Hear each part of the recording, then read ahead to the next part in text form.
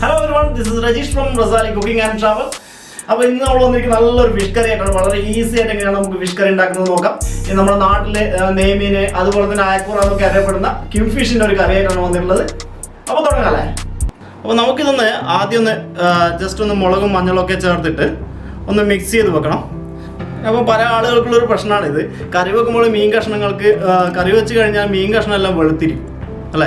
അപ്പോൾ അതൊഴിവാക്കാൻ വേണ്ടിയിട്ടാണ് ഇങ്ങനൊരു സംഭവം ചെയ്യുന്നത്. ആദ്യം നമ്മൾ കുറച്ച് മുളക് പൊടിയും മഞ്ഞൾ പൊടിയും ഉപ്പൊക്കെ ചേർത്ത് മിക്സ് ചെയ്ത് കുറച്ച് സമയം വെച്ചാൽ ഈ ഒരു കഷ്ണത്തിന് നല്ലൊരു കളർ ഉണ്ടാവും. ഇനി അടുത്ത സെക്ഷൻ എന്താണെന്ന് വെച്ചാൽ മീൻ കറിക്കുള്ള തേങ്ങ അരച്ചെടുക്കുക എന്നുള്ളതാണ്. നമ്മൾ തേങ്ങയാണ് ചേർത്ത് കൊടുക്കുന്നത്. ഇപ്പം ഗൾഫിലുള്ള ആളുകളൊക്കെ ആണെങ്കിൽ ഫ്രിഡ്ജിലൊക്കെ വെച്ച തേങ്ങയായിരിക്കും. അപ്പോൾ അത് നിങ്ങൾ കുറച്ച് സമയം ഇതുപോലെ വെള്ളം ഒഴിച്ചിട്ട് കുറച്ച് സമയം വെക്കണം, എന്നാലേ അതിൽ ഐസൊക്കെ പോയി കിട്ടും കേട്ടോ. നമ്മൾ ഇതിലേക്ക് ആവശ്യത്തിനുള്ള മുളക് പൊടി ചേർത്ത് കൊടുക്കുക. കാശ്മീരി ചില്ലിയും അതുപോലെ തന്നെ നമ്മുടെ സാധാ മുളക് പൊടിയും കൂടി മിക്സ് ചെയ്ത് വെച്ചാൽ നമുക്ക് കുറച്ച് കളർ കിട്ടും. കുറച്ച് മഞ്ഞൾ നമുക്ക് ഇതിലും കൂടി ചേർത്ത് കൊടുക്കാം. നമ്മൾ കുറച്ച് ജീരകം കൂടി ഇത് ചേർത്ത് കൊടുക്കാം. പിന്നെ ഒരു 3 അല്ലി വെളുത്തുള്ളി കൂടി ഞാൻ ചേർത്ത് കൊടുക്കുന്നുണ്ട്. ആവശ്യത്തിനുള്ള വെള്ളവും ചേർത്ത് കൊടുക്കാം കേട്ടോ.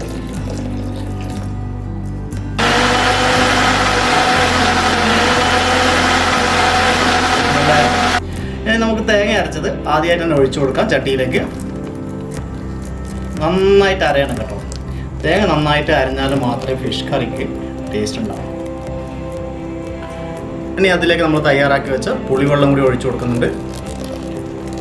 പിന്നെ ഫിഷ് കറിയുടെ മറ്റൊരു പ്രത്യേകത എന്താണെന്ന് വെച്ചാൽ എല്ലാം നമുക്ക് ഒരുമിച്ച് ചേർത്ത് കൊടുക്കാം. ഇഞ്ചി, പച്ചമുളക്, വെളുത്തുള്ളി, തക്കാളി ഒക്കെ നമുക്ക് ഒരുമിച്ച് തന്നെ ചേർത്ത് കൊടുക്കാം.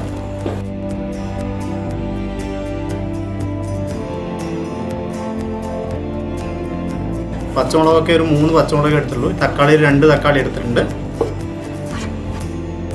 നമുക്കിതൊന്ന് തിളക്കുന്ന വരെ നമുക്ക് കാത്തേക്കാം.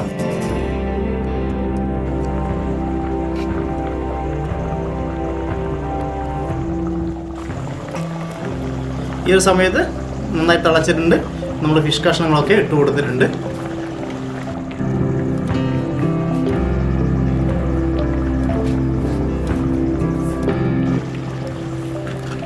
നന്നായിട്ടൊന്ന് മിക്സ് ചെയ്ത് കൊടുക്കുക.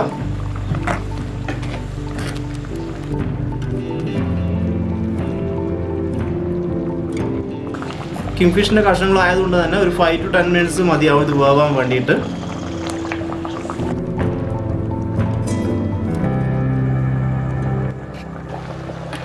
ഈ കഷ്ണങ്ങൾ ഒന്ന് ഇട്ട് കൊടുത്താൽ ഒന്ന് ഫ്ലെയിം ഒന്ന് കുറച്ച് വെക്കണം.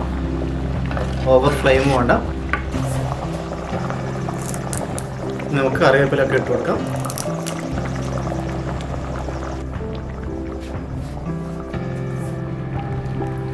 ഇപ്പോൾ സ്റ്റൗ ഓഫ് ചെയ്ത് കൊടുത്തിട്ടുണ്ട്. ചട്ടി ആയതുകൊണ്ട് സ്റ്റൗ ഓഫ് ചെയ്താലും കുറച്ച് സമയം കൂടി ഇത് തിളച്ചുകൊണ്ടേയിരിക്കും.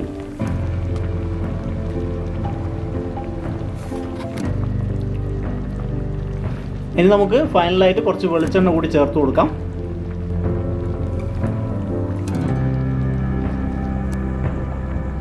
ഇപ്പോൾ നമ്മുടെ കറി റെഡി ആയിട്ടുണ്ട്.